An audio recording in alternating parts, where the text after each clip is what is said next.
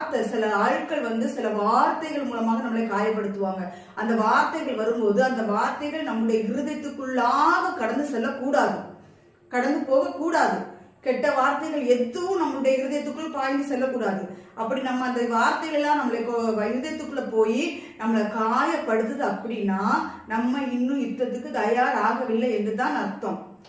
அடிக்கடி கர்த்தர் எனக்கு தரிசனம் கொடுக்கறது என்னன்னா, ஈட்டி பட்டயம் இதெல்லாமே ஆயத்தத்துக்குரிய காரியங்கள், பிசாசோடு சண்டை போடுகிறதற்காக ஆயத்தம் என்னும் காரியங்கள். அத கர்த்தர் சொல்லுகிறாரு, நீங்கள் பிசாசின் தந்திரங்களோடு எதிர்த்து நிற்கிற திராணி வேணும் நமக்கு. முதலாவது இப்போ ஒரு எதிராளி நமக்கு வர்றான், அவன் தான் பிசாசு.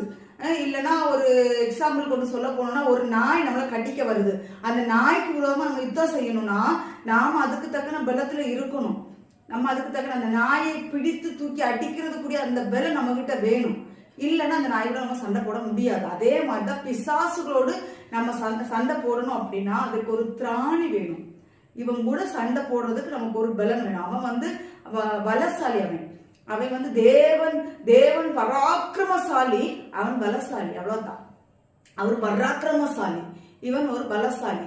அவனோடு நம்ம யுத்தம் பண்ண வேண்டும் என்றால் நமக்கு திராணி வேண்டும். அதே போல தன்னுடைய சர்வாயுதத்தை தகித்துக் கொள்ள வேண்டும். ஏனெனில் மாமிசத்தோடும் இரத்தத்தோடும் அல்ல. அதை இன்னைக்கு நாட்கள் அநேகர் மனிதர்கள் கூட தான் போராடி கொண்டிருக்கிறார்கள். மனிதன் என்ன சொல்றது, வீட்டுல ஒரு கணவன் குடித்து விட்டு வீட்டுக்கு வர்றான் அப்படின்னா அந்த கணவனோடு தான் சண்டை போடுறாங்க.